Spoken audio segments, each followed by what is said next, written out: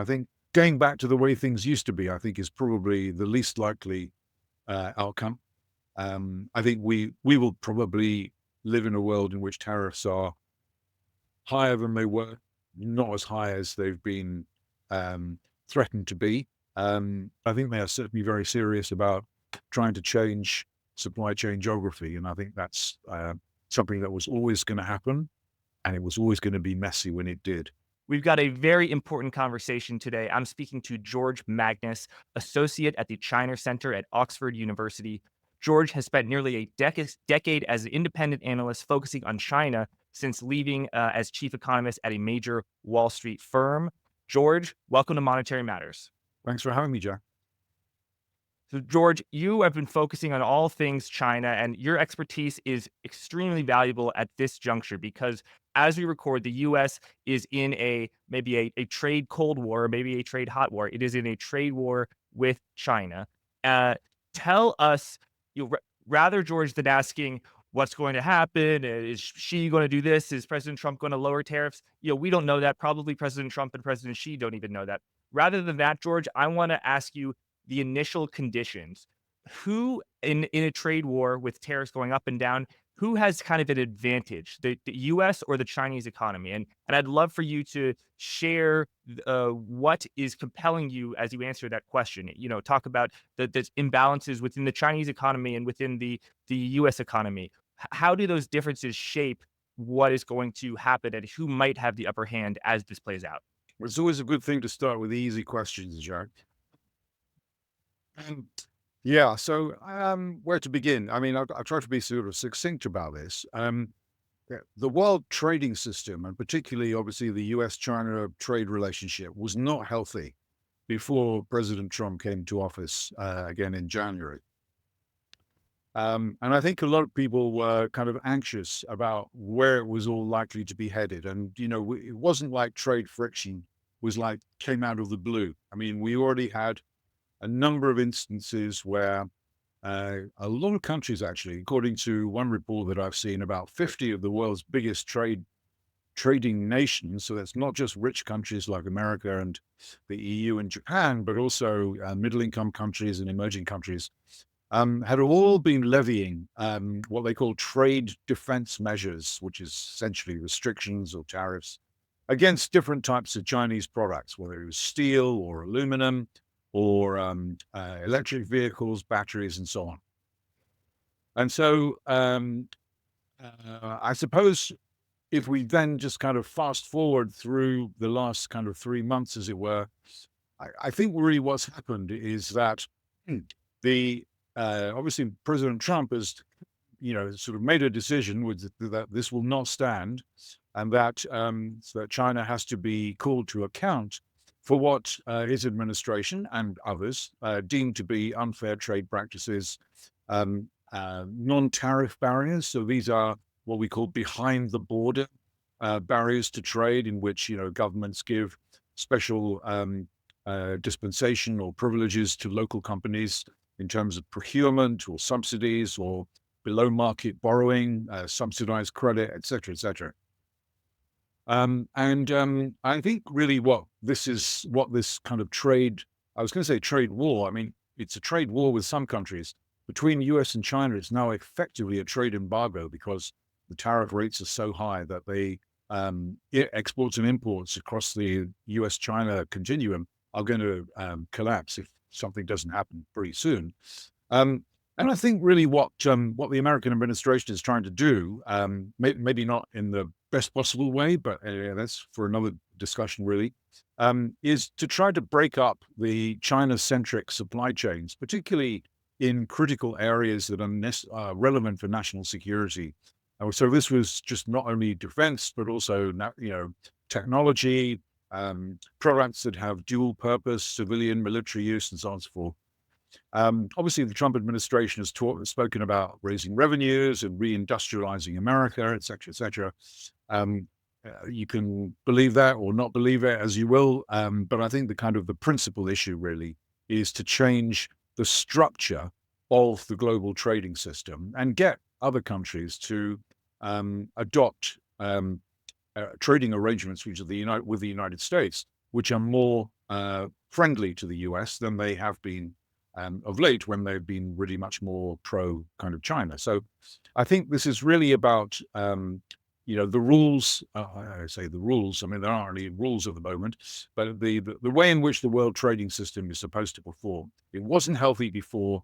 It's probably not going to be very healthy now. So when you say the U.S.-China trade relations and the nature of U.S.-China trade was not healthy before this, I'll just share a few pieces of data. So in 2023, China exported $430 billion worth of stuff to the US, and the US exported only $147 billion. So we had a trade imbalance, a trade deficit with the China of close to $300 billion. We have a mild services surplus, so we export more services. But when it comes to trade, it's almost $300 billion. So it is quite an imbalanced system. Explain the unhealthiness that you see in that, and is it unhealthy by the very nature of the fact that there's a trade imbalance and that it is persistent, or is it okay? An imbalance itself isn't bad, but China is doing things that are unfair, and therefore that is why it's unhealthy. Again, it's a great question. I mean, I think that one thing I should say, actually, and that I think listeners may be kind of interested in, is that the numbers you quoted, of course, are right, using official sources.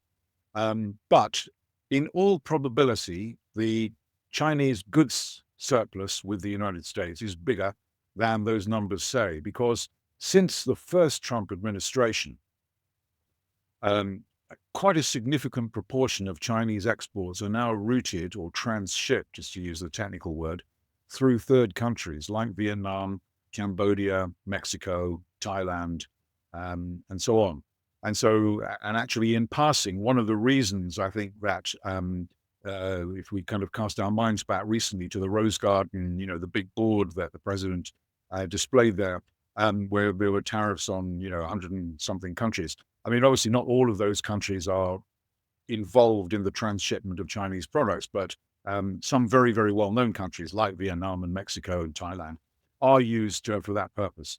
So the issue really that I think the United States is trying to address really is it wants to address the bilateral deficit. In other words, it wants the deficit with China to shrink. Its tariffs are not really a particularly useful way, or even they could actually be worse than useful, useless. Actually, they could be quite harmful, because actually the overall trade balance that you have as a country, whether you're the United States or China or Germany or South Korea, is basically not determined by trade regulations and by tariffs. It's determined really by without being too nerdy about it, it's determined by the balance in your domestic economy between savings and investment. And so if you want to really improve your trade balance overall, then you have to do something that is very, very different from using tariffs. And actually, we've seen that really from the first Trump administration, which actually did use tariffs to try to influence the trade balance between the United States and China. It didn't work. In fact, America's deficit actually continued to rise after Trump left office in 2020. And I think that the reasoning really is that tariffs can actually alter the distribution of your deficit. So you may have a bigger or smaller deficit with China or with Japan or with Europe or whatever it happens to be. So you can shuffle those deck chairs around a little bit. It doesn't affect the big number, which is actually determined by other things altogether. So where we find ourselves here is using the use of tariffs to influence something which probably will be very ineffective at addressing. But at the same time, obviously the tool of tariffs is a clear message from the US administration that, that America is not happy with the structure of global trade, and particularly not happy with the fact that China in particular has relied on and emphasizes industrial policies and export promotion, which really it's almost like a zero-sum game. If you go back to the kind of teachings of some of the great trade, economic theorists like Adam Smith and David Ricardo, their teaching really was that the purpose of exporting is so that you can import more. So you should export what you're good at and import what you're not so good at or that you don't have. And the problem with China, I think, is that its exports last year, for example, in 2024, Chinese exports grew at 3 times the volume of world trade, but its imports collapsed, or not collapsed, they fell very sharply. And the problem there, of course, is about domestic policy in China. That everybody knows that the Chinese are supposed to be doing more about consumption. If you do something about consumption, people will import more goods from outside. And if China was importing more, we wouldn't really be in this situation today. So at the heart of this news flow, which kind of comes at us so fast, almost every day or every week, is a problem about trade structure and trade imbalances, which is fundamentally about the different kinds of policies that China uses and deploys to fulfill its economic and political objectives. The trade balance is fundamentally about the relationship between, you said savings and investment, but investment and consumption. How good is a country at producing stuff versus consuming stuff? China produces way more than it consumes. The US consumes way more than it produces. That is what results in the trade imbalance. When it comes to China producing way more than it consumes, and in other words of saying that is it invests way more than it consumes. It saves way more than it consumes. Mhm. Can you explain how that has been a key driver of the Chinese economic model and what we can call its investment-driven growth model, the Chinese growth miracle over the past 20 and 30 years? To what degree has it relied upon an extremely high savings rate, and is that sustainable? And then we can get on how is that affected by the current changes. It didn't always used to be this way. So up until about, I would say, I mean, just to take a cutoff point, up until about the financial crisis in 2008, I mean, there were issues about China's economy, which its leaders at the time, which included President Hu Jintao and Premier Wen Jiabao. I mean, they were quite cognizant, or Wen was certainly very cognizant of the fact that China's economy was unbalanced, and I think he called it unbalanced, uncoordinated, unsustainable, and unstable. So he said that twice, once in 2007 and once before he stepped down from office in 2011. So it was something that already had started to cause concern for some of the leaders of China. But actually, nobody was really that bothered because China was growing very quickly. Its consumer sector, the fabled Chinese middle class, was expanding very quickly, et cetera, et cetera. So it wasn't really a problem that anybody was very conscious about or, concerned about that much in the 2000s.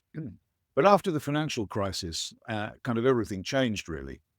So people may or may not remember, but in 2008, even before Lehman's went bust, Chinese factory orders kind of dried up and hundreds of thousands of people were turned away from the coastal provinces where China's manufacturing hubs are predominantly and sent back to the countryside. And that was the first indication that we have really that something was afoot. To try to address that, the Chinese government basically spent, well, I say spent, I mean, they had a stimulus program that was equivalent to 14% of their national income.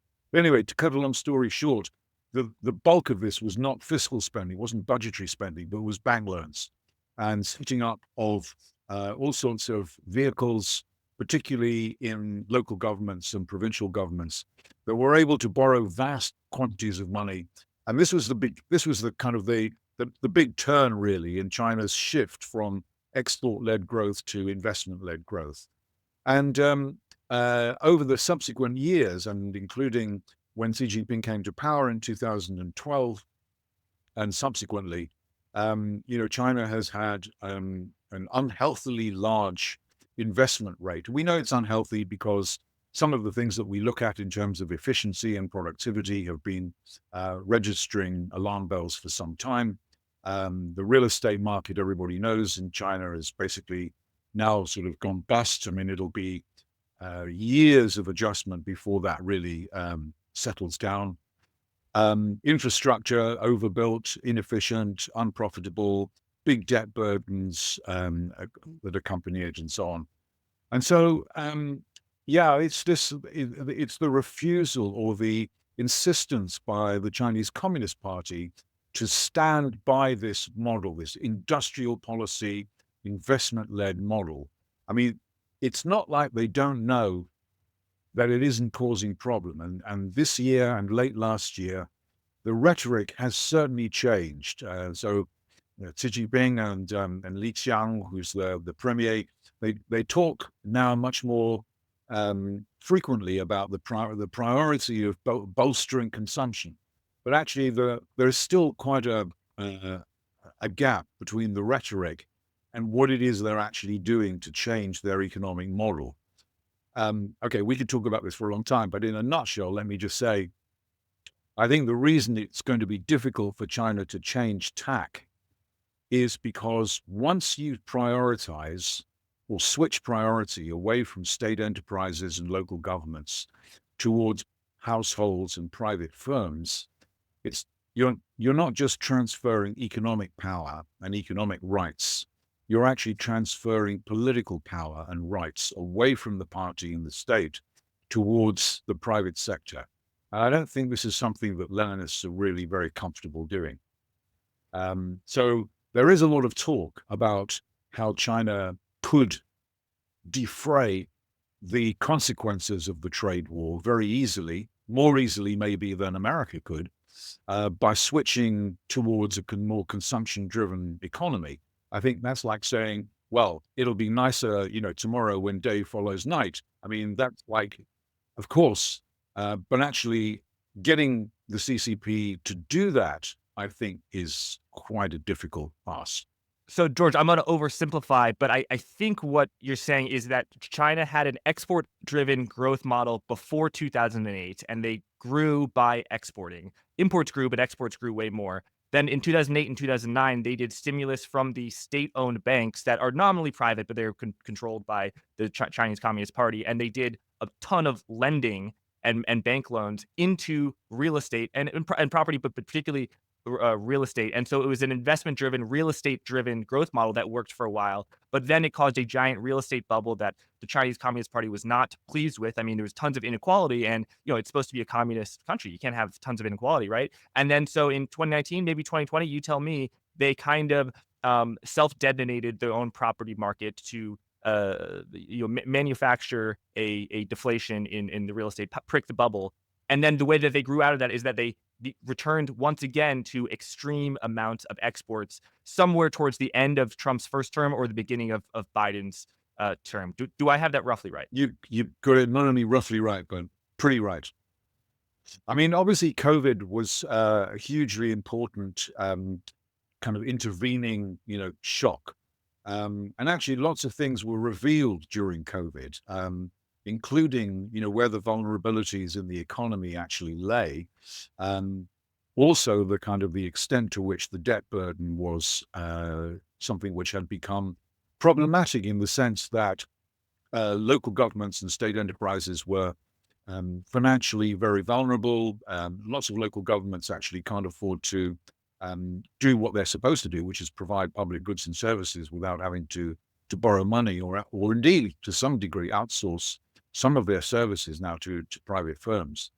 And I think with the other thing, of course, that COVID revealed was that if push comes to shove, actually private citizens, I mean, people may remember in the November, December of, I think it must have been 2022, the white placard protests, and people were, gathering in protests outside apartment complexes and so on and so forth.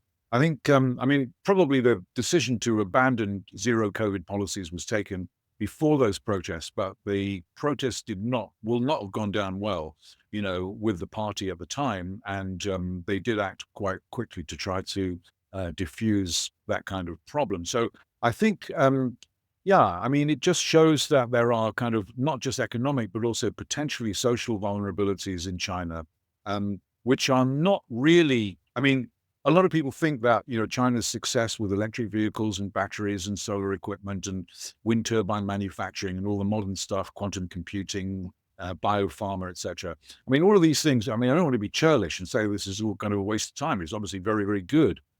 But actually, this is still a very small part of the economy, relatively speaking. And B, it doesn't really matter how good you are at innovation, even if we kind of accept all of the, what some scientists say about innovation in China.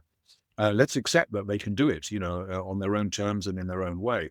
But actually, what really matters, it's not so much the innovation, it's how you diffuse that innovation to all the boring bits of the economy that nobody ever talks about, which is really the 85, 90% of activity, which is really where you get all the big kind of productivity gains in the end. I mean, we're all trying to do that in the 2020s and 2030s. But it remains to be seen, really, whether China's party state and the institutional rigidities which it has are up to that particular task. George, you're the author of a book called Red Flags: Why Xi's China is in Jeopardy. You wrote that book in 2018. I'm curious if you think that China is in greater jeopardy now that the trade relations between China and the US are so strained. But first, George, could you just walk us through the various so-called traps that you write about, China's traps, how China faces a debt trap, a renminbi trap with their currency, an aging population trap, and then a middle income trap? Can you describe some of those traps? Which are the most salient right now, do you think, and why? I'll kind of turn that slightly around. Just the demographic trap is something that gets a lot of publicity because people understand very well and very easily what that's about, because we're all not suffering, we're all experiencing that kind of problem, which is that there aren't enough babies being born essentially to fill the boots of working people who get to pension eligibility or retirement age. And in China, the birth rate is now down to, I don't know, probably 1.1, maybe even in some provinces below that. So obviously that's a big problem for China, as well as it is for lots of other countries. But this is a kind of a glacial issue. This is something which is going to be playing out kind of incrementally and very slowly over a number of years. I mean, what we do know anyway is that the working age population in China is declining, started to tip over in 2012, and it'll carry on falling really for the foreseeable future. In fact, if you look at most of the things that demographers look at in terms of old age population dependency ratio, youth dependency ratio, the costs of aging, pensions, healthcare, residential care, et cetera, on most demographic metrics, actually the United States is probably in a better position by 2040, 2050 than China will be. So it is a big issue for them because obviously their income per head is much lower. America has income per head of, I don't know, $65,000, and China is about 20. So it makes a big difference, but it's something that plays out over a long period of time.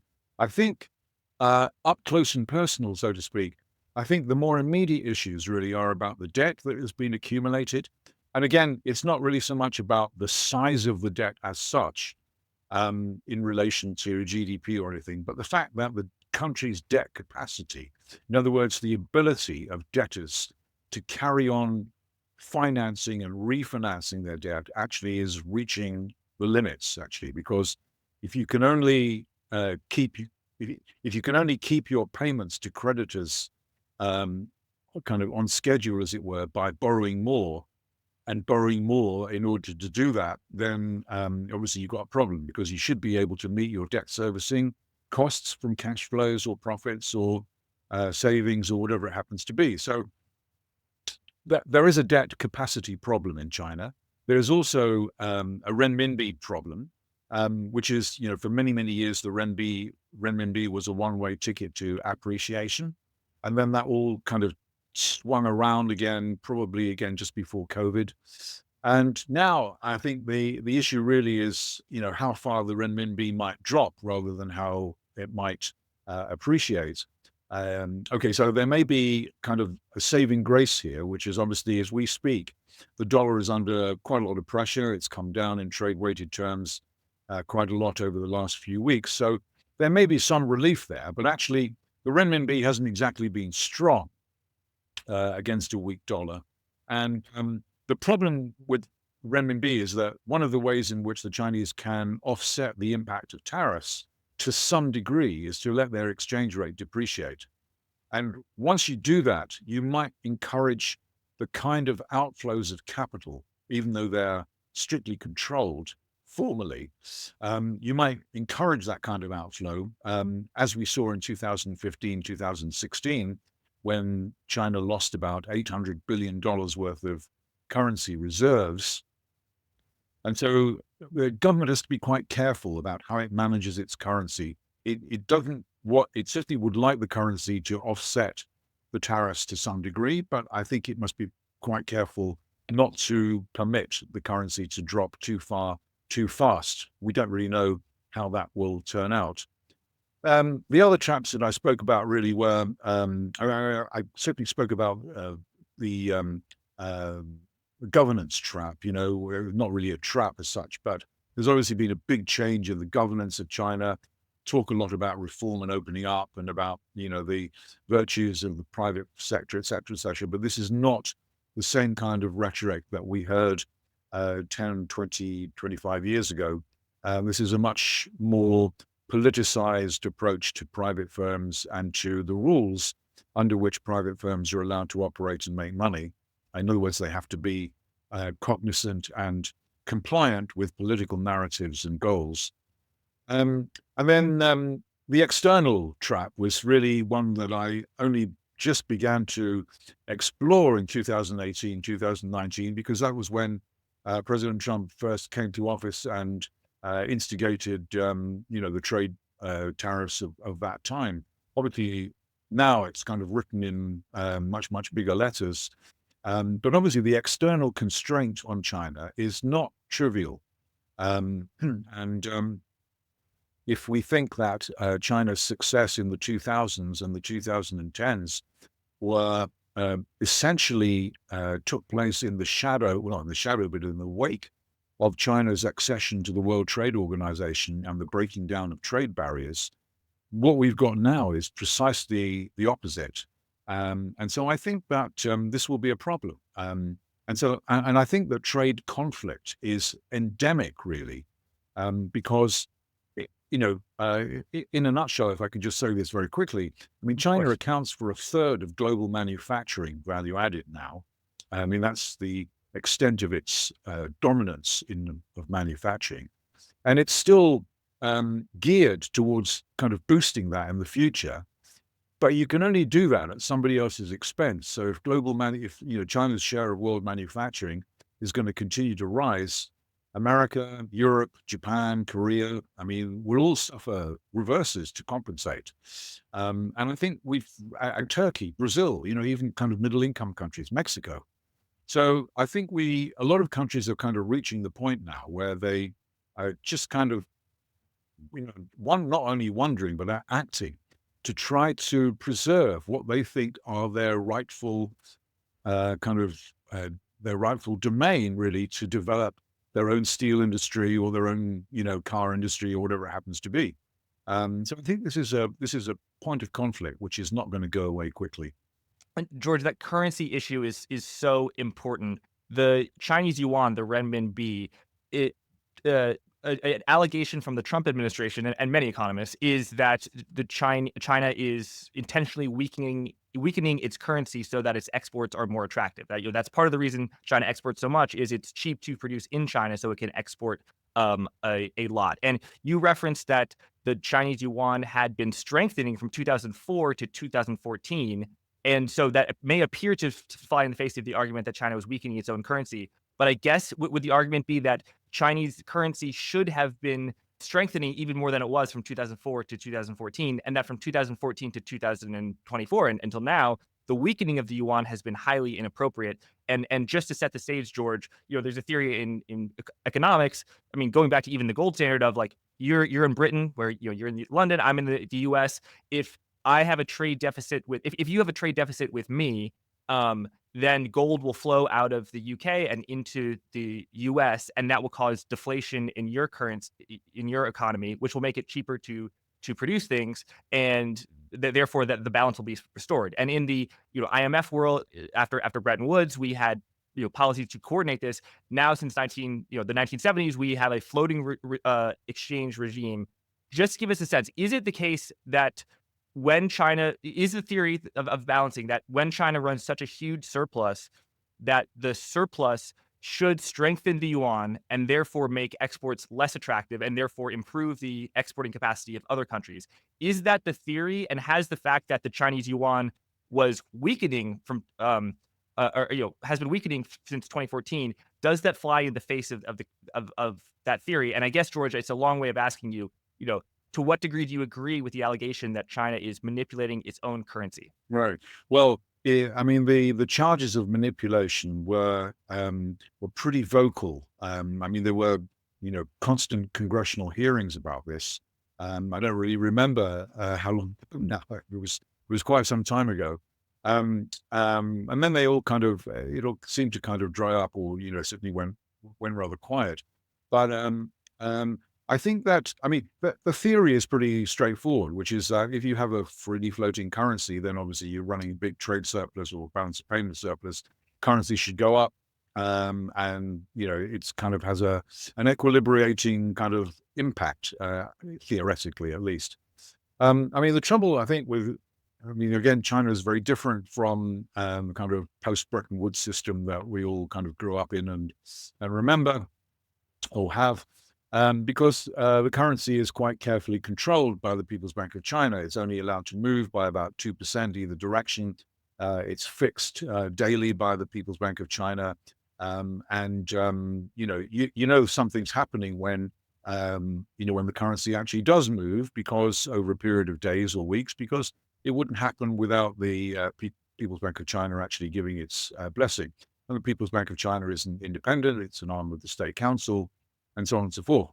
So I think that, so that's point number one. Point number two is obviously currencies can go up and down for all sorts of other reasons apart from trade. So the fact that, the renminbi or the yuan, was actually depreciating, really, I mean, not in a straight line, but sporadically over the last few years.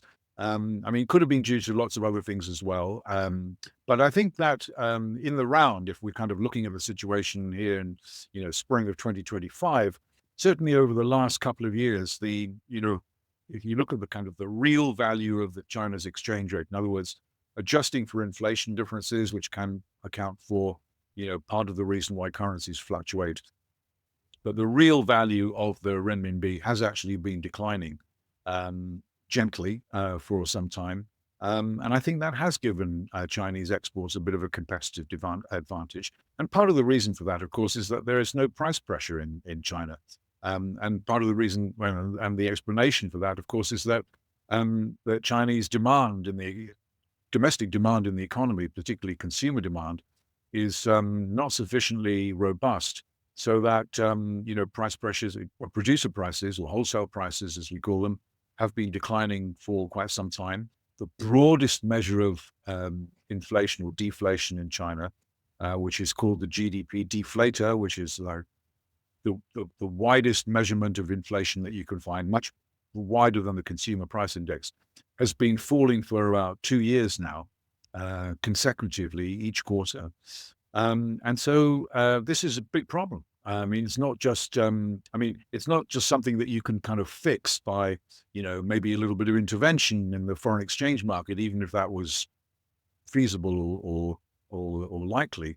But it's about really the fact that, China has lack of demand. I mean, if they could solve that problem about the lack of demand in the economy, prices would go up, the real value of the exchange rate would go up, imports would go up, and the adjustment mechanisms will be allowed to work a little bit better. But all of those seem to be blocked off so far, at least, because of the stickiness of broad policy settings that the government has.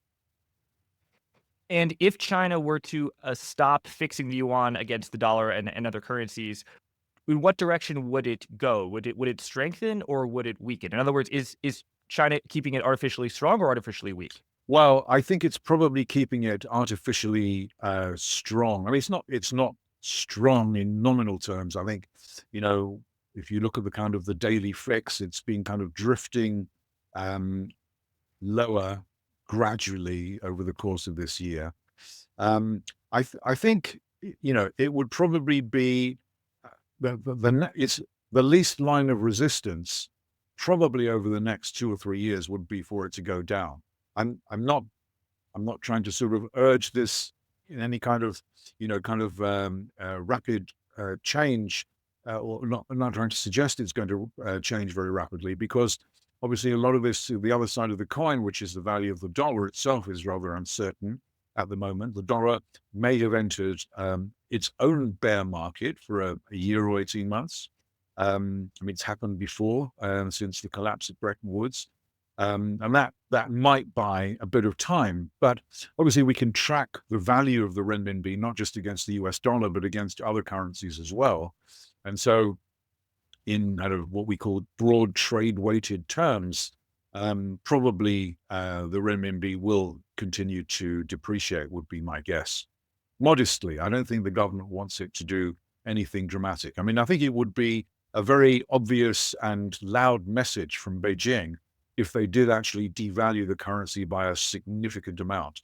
That would certainly get the US Treasury jumping up and down, I would think, and the White House. I don't think the Chinese are quite ready to do that, and maybe don't want to do it at all. Right, because weakening the Chinese yuan even further would further make Chinese exports even more competitive, which could further exacerbate the trade deficit that the US has with China. Do you think the Trump administration wants a weaker dollar? Because if the dollar was weakened, it would make US exports more competitive. Yes, I mean, the now infamous paper, which was written by Steve Mirren last November, when he was before he joined the administration. Obviously, a lot of the things that have happened this year, basically, it just comes straight out of that paper, and that paper basically makes two potentially incompatible points. Really, one is they want the dollar to retain its reserve status and be, you know, sort of first amongst, well, not first amongst equals, but just the world's primary currency. But I also think that that reserve currency status has made the dollar inordinately strong, and stronger than it otherwise might be. So it's kind of not easy to see how you can square all of that together. But I would say that at this juncture, that the administration is probably not unhappy if the dollar is a little bit on the back foot. And if it falls further, which it well might, I think they would regard that as a good outcome. I think it is, I mean, a lot of people do conflate what's going on in the currency markets now with the dollar with the dollar's loss of reserve currency status. These are two separate things, I think. And I think a lot of inertia has to be overcome before that actually becomes a big issue. George, just as an aside, what's going on with China and gold? I see, all sorts of anecdotal reports that China is stockpiling gold. Is that true? And how does that assist their strategy from, the marginal reserve asset that China has from its trade surplus? It's still deploying it into dollars, but it's deploying it less into dollars and more into gold as well as other assets. There are different agencies in China that have different incentives to acquire reserves. I mean, obviously, the People's Bank of China is a central bank, and it requires reserves for the usual reasons that central banks require reserves. But actually, China's sovereign wealth fund, which is China Investment Corporation, and the state banks, particularly the big four, big five banks, have also been used as agencies to acquire and hide, I would say, reserves. So people have different motives for doing that. The gold is almost certainly exclusively for the purposes of ownership by the central bank and possibly by the sovereign wealth fund. I don't really know what their brief is, whether it includes precious metals. But yeah, I mean, China has been not trying, actually diversifying its reserves for some time now. I mean, a lot of publicity is being given to the decline in the proportion of US treasuries that China is reported to hold. These data come from the US Treasury's information system, the so-called TIC system. But this only includes the treasuries that the Treasury itself has kind of jurisdiction over in terms of monitoring and scrutinizing. And China holds US assets like agency bonds and Fannie Mae, for example, or Treasury bills or other forms of US assets in different forms, such that probably the nominal value of the US dollar holdings of assets over the last few years hasn't really changed that much, I don't think. But gold is definitely a big diversifier. And obviously, you have to, it doesn't give you a return unless the price goes up, or has been, of course. And you have to pay for insurance, and it's not really a particularly useful asset to hold except in times of economic and financial stress. And of course, we are going through a period of stress. So the returns to gold obviously will be rewarding for the investors. Yeah, BBC included. George, I now want to return to a question of which country, US or China, has various advantages or disadvantages in this trade war. You have written how 2.3%, excuse me, you have written, George, about how China's exports to the US account for 2.3% of China's overall economy, GDP, whereas the US exports to China is only 0.5% of US GDP. So could we draw from that, George, the conclusion that the tariffs are going to hurt the Chinese economy more than the Chinese retaliatory tariffs are going to hurt the United States? Well, therein hangs a question, which is was obviously going to determine, how and when kind of negotiations eventually kind of take place. But normally, I think I don't know if it's definitely not a rule, but normally we would expect, or I think economists would expect, that surplus countries have more to lose than deficit countries, and supplier countries have more to lose than client countries or purchasing countries. So on that basis, it's possible that China has more to lose from a trade war or trade embargo than the United States. Having said that, we'll be much more conscious and much more exposed to almost daily commentary about the impact of the trade war on the United States than we will be with regard to China. And actually, we can see it already. There's lots of commentary about shelves emptying and, container ship orders coming into Los Angeles being, half of what they normally are, and so on and so forth. So there'll be lots of telltale signs of stress if there isn't any kind of pullback from where we happen to be now with regards to tariffs in the next, month or two. And yeah, I think we will see. I don't think there's any winners in a trade war. I think the issue is like who loses what over what period of time. I think the US, it would certainly seem to me at this particular juncture that the American economy may be more vulnerable than China, might have political consequences, obviously, for support for incumbents. But I don't think that means that China gets off scot-free. China's economy is still riding on the coattails of quite a lot of stimulus that was unleashed last October, November, which were designed at the time to help the economy weather the headwinds that were coming from real estate and infrastructure's pullbacks and so on and so forth. In fact, the main contributor to Chinese growth over the last 3 to 6 months has been the export sector, which obviously is not going to be after the spring. So, I think it kind of depends. If you took a snapshot of where we are at the moment, you'd probably say that the US economy would be exhibiting signs of stress earlier than in China. But that doesn't mean that China won't have its own. And in fact, we can already see in the way in which, export orders are affected in China. We can see it in terms of the concern which the government officials are expressing about the need to step on the gas, as it were, with regards to consumer demand. Because what they do with that is the acid test. And, as I said before, when we were talking earlier, it's one thing to kind of talk about having to do something, but actually what you do is very, very important as well in the end. I think that, the idea that, that China can weather this trade war better than the United States over time, So that's a very, very contentious assertion, I think.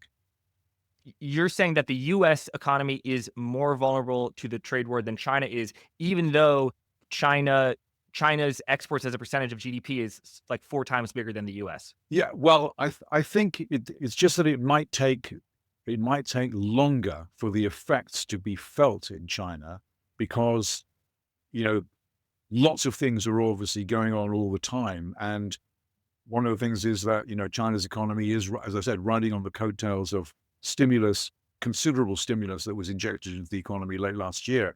So to some degree, it might be able to weather a hit to exports once all of the kind of the pre-stocking and pre-ordering has kind of worked its way out of the system. Um, and so I would say that we might not see uh, the impact on China in more substantial terms, perhaps until maybe the summer or fall. Whereas in the United States, it looks like we might see earlier indications of stress before the summer. Wow. Tell us about the Chinese stimulus. I know in September there were, over 10 different stimulus measures announced by China. A lot of them were monetary rather than fiscal. Tell us about, what was the real bazooka in terms of actually the government printing or borrowing money in order to subsidize the private sector?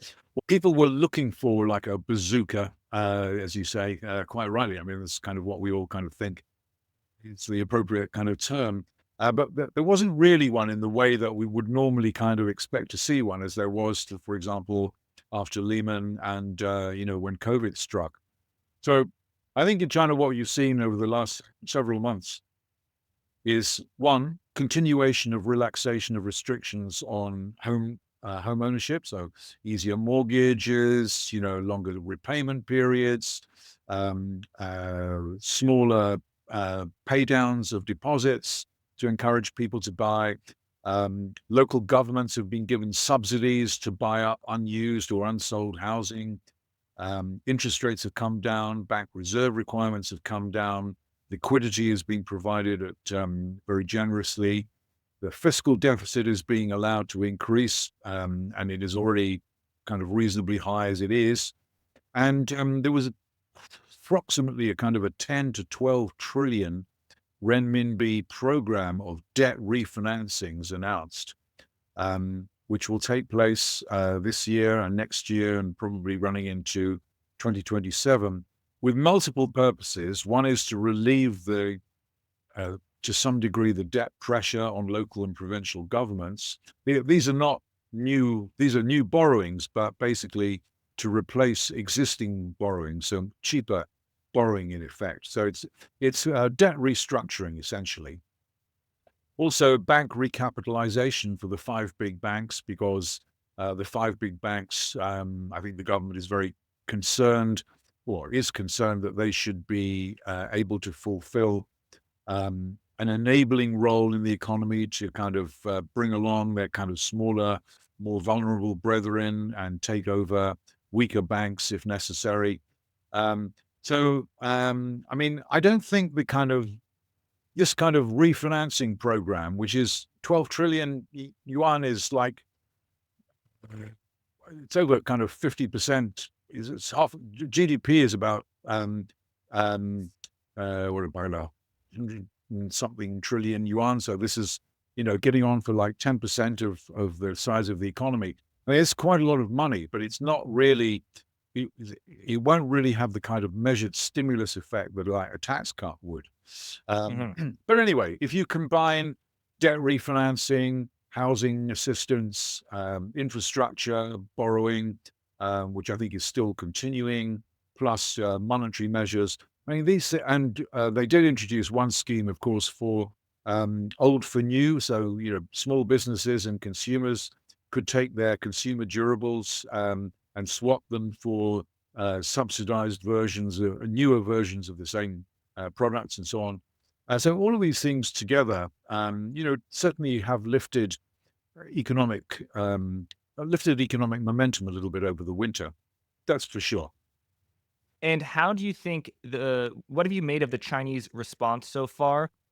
And how do you think it's going to play out? And I guess there's 3 things, 2 of which we talked about. Number one, tariff retaliation from China putting tariffs on the US. Two, the renminbi weakening, which we talked about that. And then the third that you've written about is President Xi reaching a deal. What are the odds of that? How are you thinking about it? And what have you made of the relative, appearing intransigence of the Chinese government so far, like appearing to be very, very tough? Right. I mean, I start off with an assumption, basically, that if they don't reach a deal, um, and these tariff levels that we have on both sides, endure through this year, but that's such an awful kind of outcome, which will spill over from commerce into other areas, which are much more dangerous. And I don't think that either side really want that to happen. I mean, maybe that's wishful thinking. I don't really know.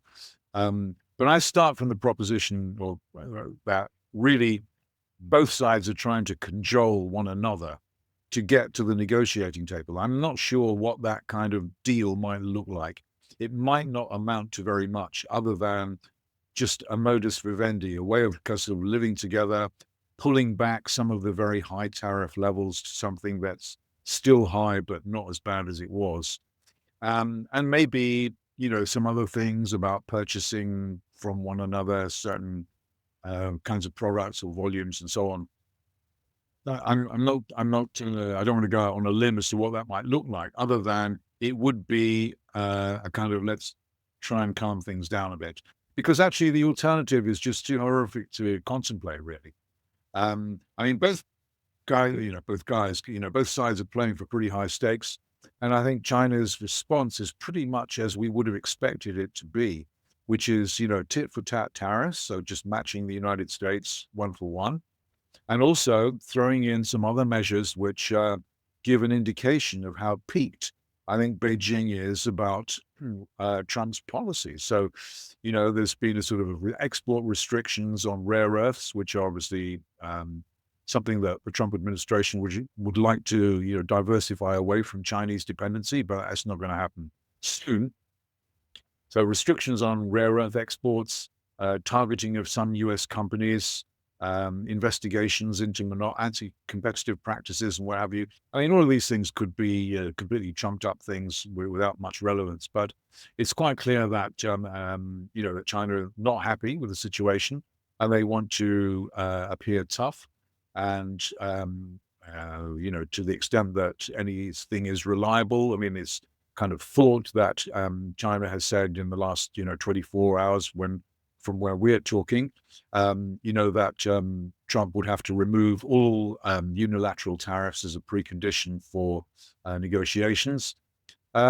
So yeah, I mean, I think they're both kind of jockeying for position. I guess the optics are such that neither side wants to be seen to blink, will be the first to capitulate, for want of a better phrase. I don't think that really matters. I think what really matters is what kind of a deal can they reach, and also, importantly, I think, is what kind of a deal can the United States reach with other countries like the EU, Japan, Korea, India, for example. That's pretty important, actually. So it brings us back to where we started about supply chain geography and transshipment and the whole basis of China-centric supply chains. I mean, that's really what I think the United States wants to try to influence. So if it could claim some successes in those negotiations with those countries, I think that would be to the advantage of the US negotiating position. But I'm not really, to be honest, I'm not really that bothered about who blinks. I just think it's important that they should reach some kind of an accommodation. It's not going to be great, and it's not going to be the status quo ante, where they're not going back to where they were before January. But something better than what we have at the moment would be probably a good outcome. And so as we record, the US tariffs on the rest of the world other than China are at 10% because there was a 90-day exemption that President Trump announced on Truth Social on April 9th. So on July 9th, those reciprocal rates that he came out with the board on the board on Liberation Day, April 2nd, are scheduled to go to those levels. So there may be a deal. And as we record, the U.S. tariff rate on China is 145%. And President Trump has said that it's very likely there's going to be a substantial reduction in those Chinese tariff rates. So likely the U.S. tariff rates on China, for probably a lot of 2025 will be lower than 145%. How much lower? No one knows. But George, rather than asking what picture do you think is more likely, I'm just going to paint you a picture that to me at this current juncture would appear a somewhat moderate scenario where the U.S. Reaches a deal where the U.S. has a 10% tariff on the rest of the world, no reciprocal things, the things that are currently scheduled to come in July 9th. And let's say the U.S.-China tariffs go down to a much lower level, but still above 10%, 25%. And the 25% a few months ago would seem incredibly high. But of course, everything is relative. And compared to 145%, 25% seems low. Just how different of a global economy is that from the economy before President Trump took office, one in which the U.S. has 10% tariffs on the rest of the world and 25% tariffs on China? Right. It's different in a materially adverse way, but it's a lot better than where it otherwise might have been. So, I mean, it just shows you how just how the framing has changed in such a short period of time, that my hunch is that if that's where we ended up in July, that there would be great relief all round. Markets will rally. The end of the world would not be nigh, etc., etc. But I think that, but it's not, it's not a great outcome, right? Because the um, the imposition of restraints on trade like this is suboptimal, right? I mean, I know it's a bit boring and very kind of eco-nerdy, but, what we used to call, or what we still call kind of free trade, which is actually never really free, but actually it's freer than it will become now, or is, is something that we associate with, efficiency and productivity and, rising living standards and so on and so forth. And this is all very standard kind of econ trade 101 stuff. And I think, we take it as read that this is kind of the way in which the world really ought to be organized and structured for mutual benefit. But having said all of that, I wanted to just return to a statement that I made when we were talking about this before, which was that the world trading system was not sustainable before Trump came to office. And the big trade imbalances that we have between China and the United States and China and a lot of other places speak to an imbalance in economic policies and industrial policies, which somehow has to be kind of restructured. Ideally, we would do this around a big conference table at the IMF or the World Bank, and everybody would agree, and compromise, and we'd kind of have a new trading system and a new monetary system, and everything would be hunky dory. That's not going to happen, obviously. And so I just kind of think that in the future, I mean, I don't know really how long that is, maybe certainly for the foreseeable future, we're going to have a much more fractured and kind of somewhat dysfunctional trading system than we had until, the end of last year, in which there'll be, more trade blocks, more countries that have to make big decisions about whether to align their commercial and investment interests with the United States or with China. I mean, some may choose one, some may choose the other, but I do think that sitting on the fence is going to be quite difficult. I mean, it won't be, it'll be a less productive, less, efficient world. But I think it's manageable, I mean, I say that slightly with kind of biting my bottom lip. I mean, it's more manageable than living with the kind of rose garden tariffs that we saw outlined quite recently. And would a 25% tariff on China, would that be sufficient to reduce the trade deficit the U.S. has with China, as well as perhaps stimulate manufacturing in the United States, which is a stated goal of the Trump administration? Yeah, I don't think it would. It might affect the bilateral deficit between the United States and China to some degree, but I don't think it would really affect America's overall deficit. It would just lead to a redistribution of the deficit with other countries. Um, much as we've seen, over the last 7 or 8 years since the trade war actually began. As to the reindustrialization of America, I'm not buying that one really, to be honest. I mean, I think that I mean, I can when you read as we do often, now stories about the Taiwanese semiconductor manufacturing company TSMC saying that by, I don't know, 2030 or 2035, they plan to be producing 30% or 33% of their high-end chips in Arizona. I mean, those are the kinds of things where I think whether it's American companies or whether it's other companies that are permitted into the US under like the America First Investment Act or a memorandum and so on, I think these are things which will be noticeable in key sectors or industries or firms. But I don't think the United States really is going to reindustrialize across the board. And actually, why should it? I mean, Americans companies don't really want to make toys and textiles, and I mean, in the way that they maybe used to once upon a time. And I don't think, like in basic consumer products, it really matters whether you import your LED screen from, Cambodia or from China or wherever it happens to be. It does matter, when it comes to high-end technology, and it does matter when it comes to things that have civilian military dual usage, and it does matter in kind of areas that we deem to be important to national security and defense. So if that's what we mean by reindustrializing, which I don't think is what the Trump administration means, but it's what I would mean by it, because I think there are areas where it is quite important that countries should not um, retain this kind of dependency on China. I think that goes without saying. I think I think that is something which I definitely think is going to happen and is happening slowly, maybe, but I think it is happening. But the whole shtick about reindustrializing and being an industrial superpower, I'm sorry, I don't buy that. I think that's just for the birds, really. And so you think that's unlikely, a reindustrialization of America is unlikely to happen with a 25% tariff. What about if the US has a 100% tariff on the rest of the world or a 145% tariff on China? I understand that there will be severe economic consequences, but surely that could, if there's all the factories or most of the factories are in China and there's an 145% tariff on China, surely that will incentivize the uh, production in the US, right?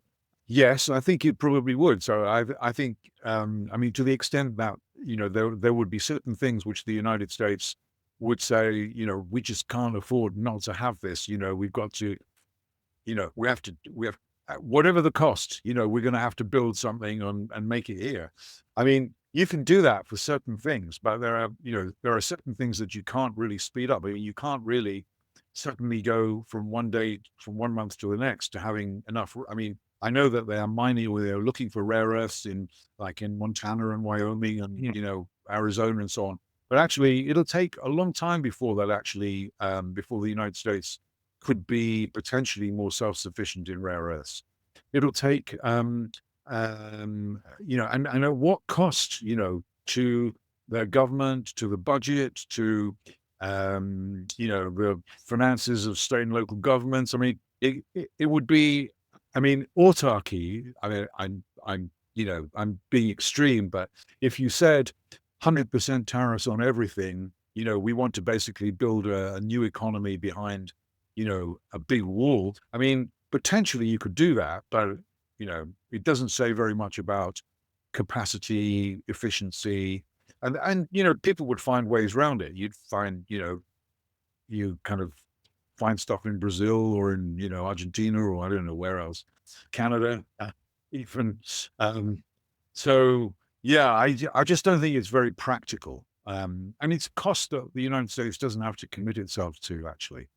Certain things, I mean, trade is, we can import things from China, and from, other countries that are maybe not strategically that significant. That's not a problem, I don't think. President Trump has also signed an executive order earlier in April saying that the de minimis tariff exemption, that is the amount of small dollar Yeah. items that tariffs don't apply to and under, that, if people have bought something from Temu from China, it almost certainly was exempt from the tariff because it's, it's only 15 bucks. Trump is going to raise that rate. I mean, he already has signed the executive order, and that is scheduled to go to effect May 2nd, and then sometime later in the late spring, early summer, that tariff rate is going to go up even higher.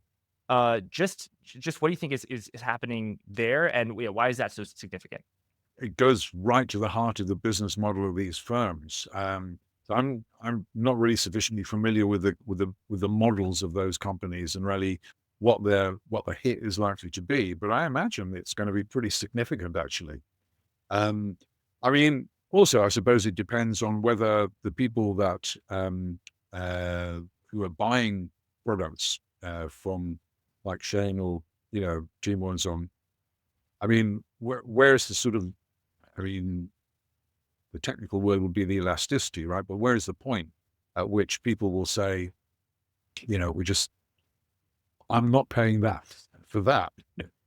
But I'm not really sure about that. I mean, I do think from what little I do know about their business model is that it will hurt them a lot. And I don't know whether they'll try to sort of, do their shipment from other countries as well that may have 10% tariffs rather than the higher tariffs. But that's just how trade does shuffle around.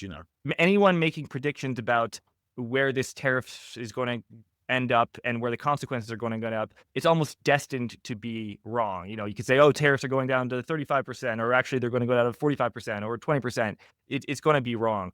Are there anything, George, that you can say with confidence right now, not about particular tariff levels, but sort of more longer term truths and observations that you think will be helpful as investors, economists, and people just looking at this are try to navigate this uncertain environment? I think that we will have a much less, I mean, obviously this is stating, the bleeding obvious, as they say. But I think, we are going to have a much more fractured and tariff oriented trade structure in the world. I think there will be countries, many of which may feel that they've been let down by Trump's administration, that may nevertheless still be more inclined to kind of feel they belong in the sort of America sphere. There'll be others, doubtless, that will feel precisely the same about being in the China sphere. And there'll be a lot of countries in between that I think, particularly emerging countries and developing countries, which I think, will be kind of fair game for both sides, really, to try to win over. So the fracturing of commercial relationships, I think, is one thing.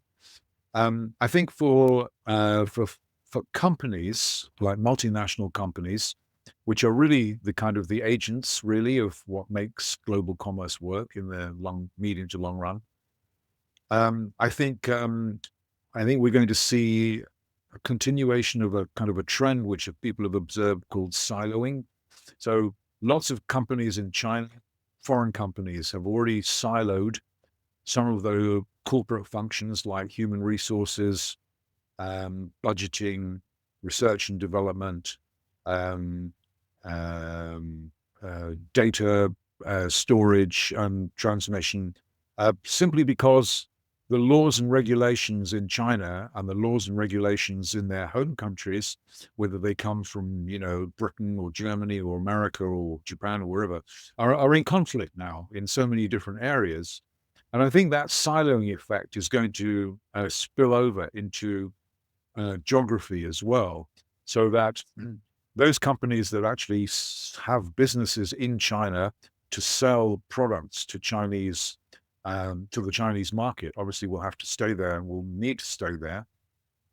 But a lot of companies, I think, and we already see this in the survey evidence from the American Chamber of Commerce and the EU Chamber of Commerce, a lot of companies that actually don't need to be in China will probably relocate to the Americas if they're serving Mexico, Canada, US, South America, and to Europe if it's for anywhere else. I also think that Yeah, there's going to be a lot of trade diversion, right? So lots of trade routes. I mean, there could easily be a kind of an India to Middle East to Mediterranean trade route. I mean, which in probably people use it now anyway, but I think it'll become that kind of trade diversion will be more intensively used. I mean, India looks to be, potentially a kind of a winner, really, or from this kind of trade diversion that I think will happen. You said, obviously we can't be pinned down, and whatever we say or might want to speculate about where tariff levels will settle is almost bound to be wrong, and I think that's correct. But it is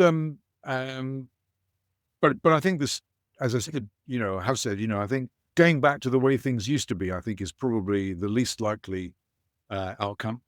I think we will probably live in a world in which tariffs are higher than they were, not as high as they've been threatened to be.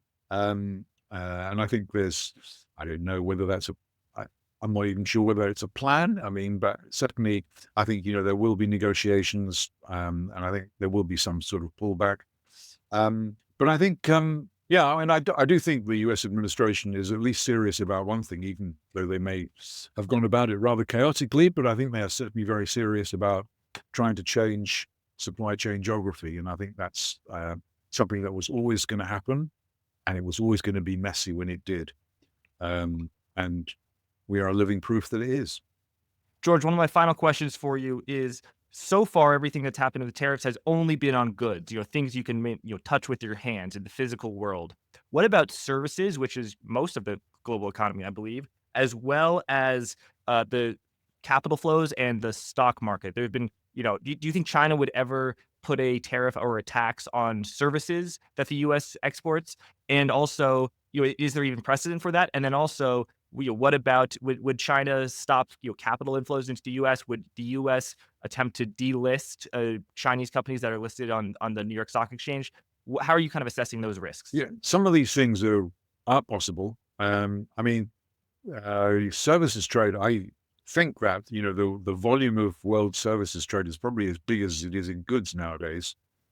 They're much more difficult to tariff, right? Because they're online, often, computerized. They can be, you can't, you can't, you can't put them in a container and basically check it off.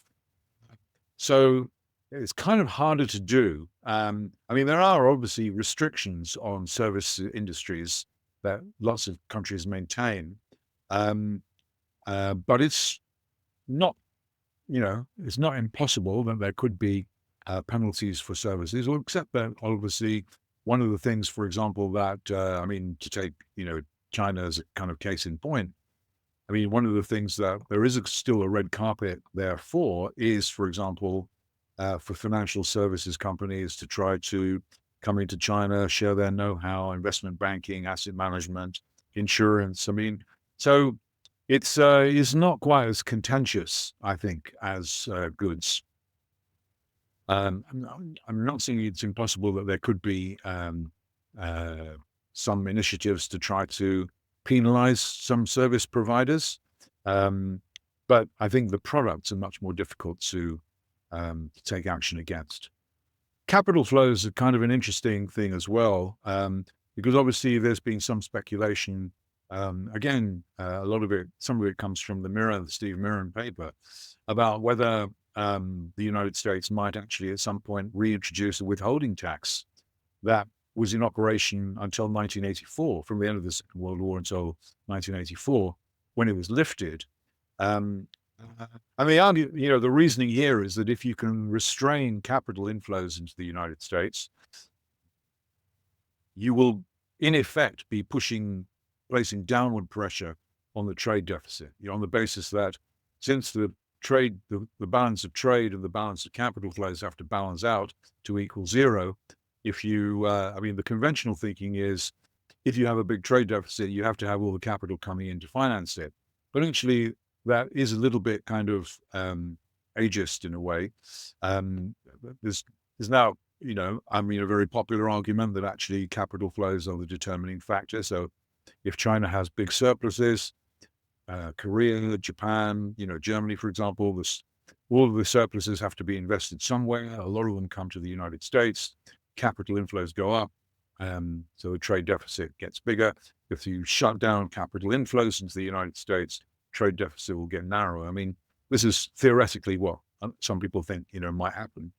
But that's a possibility. I mean, it's certainly been mooted. I mean, I'm not sure that this would be a very propitious time, given the sensitivity in the US Treasury market and the US dollar market. I think it probably would have big negative feedback, but it definitely a kind of a watch this space. One thing that I think is an old canard, as we say, is, the idea that the Chinese will basically dump US treasuries. Mm. I've been listening to this story for like 25 years. And I don't think that's a tool that they would use except in times of war. And they might not even get the opportunity to do that because preemptively the US Treasury may freeze those assets anyway. Yeah,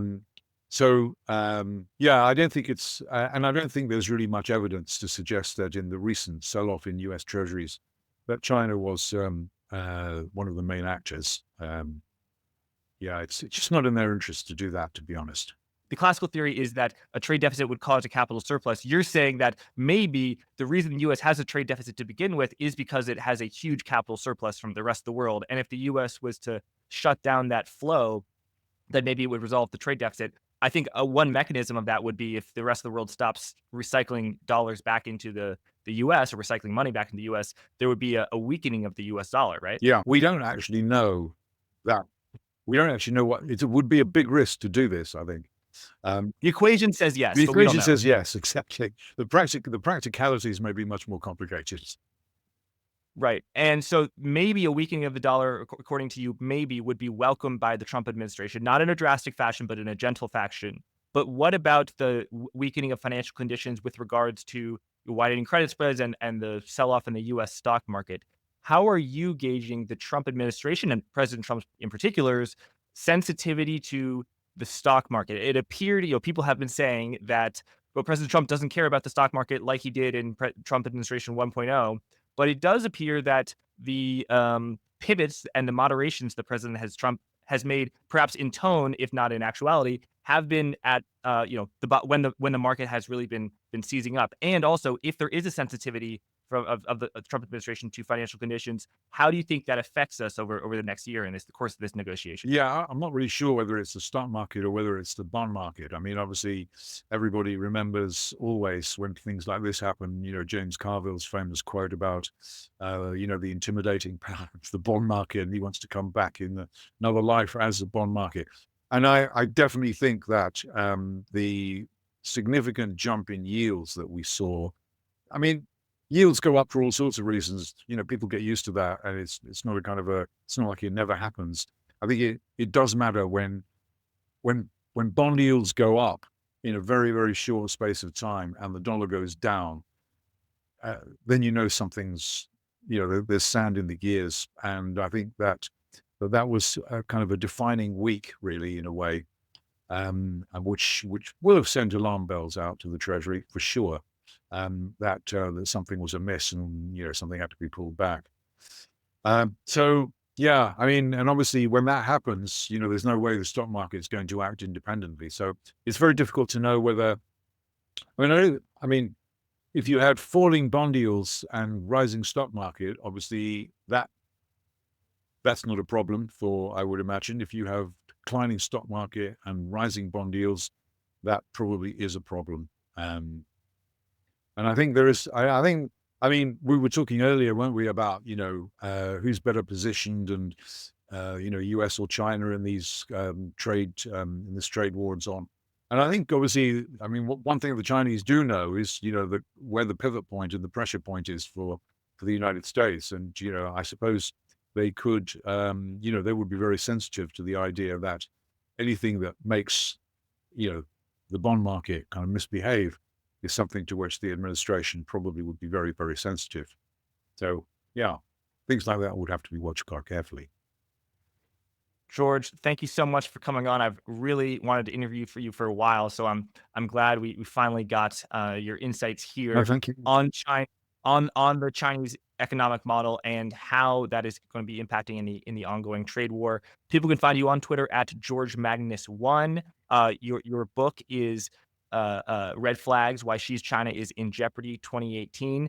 Where else can they find your work? And yeah, what else? Tell us about the work you do at Oxford. Yeah, well, I'm certainly sporadically in Oxford. I'm sort of in a kind of a triangle between Oxford, London, and the West Country in the UK. But actually, all my kind of publicly solicited or commissioned or volunteered work is on my website, which is www.georgemagnus.com. And yeah, there's always something new up there, I hope. Thanks again, George. Thanks everyone for listening. A reminder that you can find Monetary Matters on Apple Podcast and Spotify. Please leave a rating and review. It really helps the show. We're also on YouTube at the Monetary Matters Network. Please like and much more importantly, subscribe to the channel. Thanks again. Thank you. Just close the door.